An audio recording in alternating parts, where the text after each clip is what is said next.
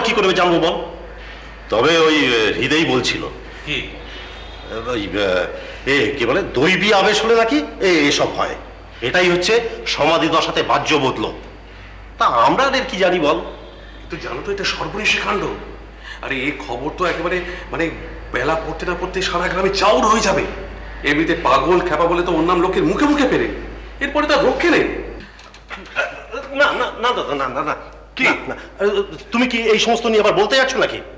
আচ্ছা আমি কি করি বল দেখি। শোনো শোনো শোনো, তুমি এখানে চুপ করে বসো তো, চুপ করে বসো। শোনো দাদা, আমি সব দেখে এসেছি। ওর ভাগ্নে হৃদয় ওকে যেমন সামলাচ্ছে তেমন ওকে সামলাতে দাও। খাওয়া দাওয়া তো হয়ে গেছে, এবার বোধহয় রওনা দেবে। ঈশ্বর চলে যাচ্ছে রে। বাহ, তা তো যাবেই। ওর ভাগ্নের ঘর তো শিহরে। তো কি তুমি কি ওকে এখানে আরো রাখতে চাও? না না, তা নয়, তা কেন হবে? মানে তোরা যদি সবাই মিলে না চাস তাহলে আমি আর কি করব? তা নয় দাদা, দেখো দাদা, তুমি আমাদের ভুল বোঝো না। দেখো মানে আমাদের মানে আমার অন্তত সেরকম মনের ভাব নয়। তবে বলছিলাম কি যে এমনিতেই তো ওকে এখানে নিয়ে নানান মুখরোচক কথা, আজকের পর থেকে তা আরো বাড়বে। তাই বলছিলাম যে যাই, যদি যাক চলে যাক। আরে বাবা, আশা তো ফুরোচ্ছে না, আবার আসবে, বউ রয়েছে না।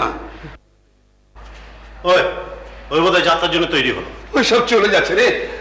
ঈশ্বর ঈশ্বর বাবা, যাবার কালে বাবা জীবনকে একবার দেখে আসি। তোরা আমাকে আটকাস না, আমি যাবো আর আসবো। আরে বাবা, তোমাকে আটকাচ্ছেটা কে? তুমি যাবে তো যাও না।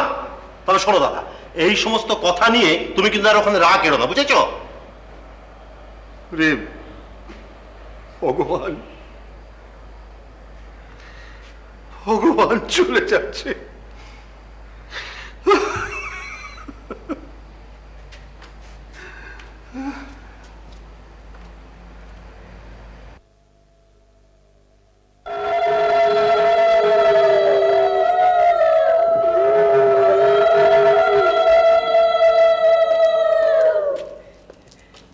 আসি গো খুড়িমা, আসি।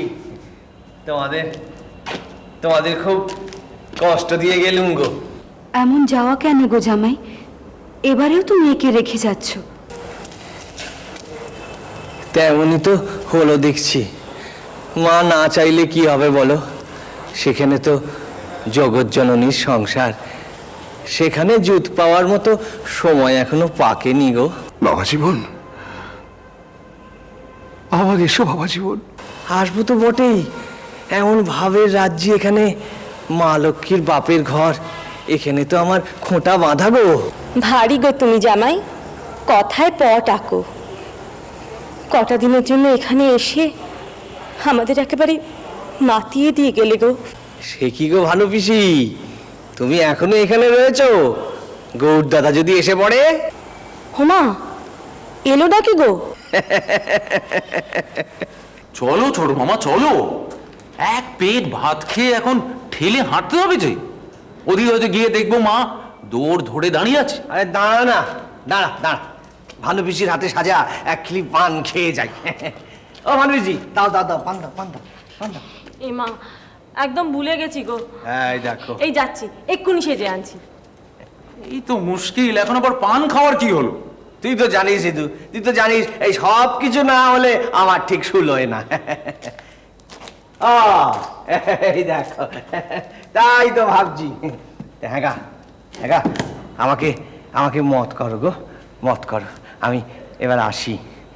আসলে এদিককার ওই সবটুকু তো সেরে যেতে হবে, একবার শিহরেও ছুঁয়ে যেতে হবে, বুঝলে? নইলে কথা থেকে যাবে। ওদিকে হেমাঙ্গিনী দিদির ঘরে এর পা পড়া চাই। যাবার আগে আমার মেয়েকে তুমি বলে যেও কিভাবে সে তোমার সংসার আগলাবে। সে সব শেখানো আছে গো, সব বলা আছে। বলো বলো বলো। হ্যাঁ, শোনো গো, শোনো। তোমার যখন যেখানে যেতে ইচ্ছে করবে তুমি সেখানে চলে যাবে। এখানে বা সেখানে, কামারপুকুর, এমনকি ইচ্ছে করলে কলকাতাতেও যেতে পারো। হ্যাঁ, আমার মত রইল। হ্যাঁ, ঠিক আছে তো? ও বাবা, অনেক দেরি হয়ে গেল গো। আসি গো, আসি।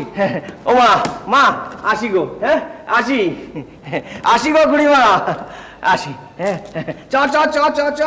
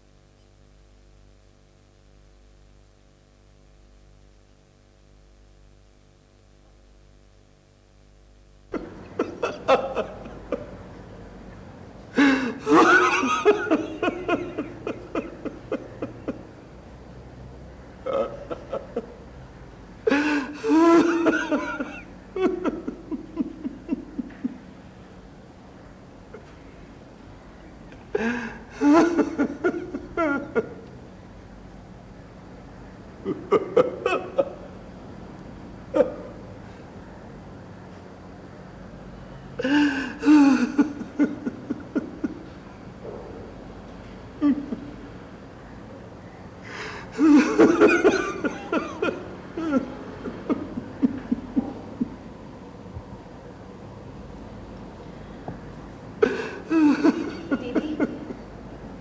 তুমি ঠাকুরকে একটু সামলাও, উনি যেন কেমন করছেন। ছেড়ে দেব, বাপের প্রাণ শোক নামাচ্ছে। তাই বা কেন দিদি?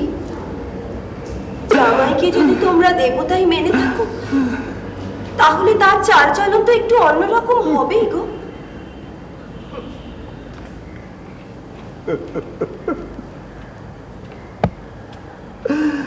যত সোজা বললি তত সোজা নয় রে।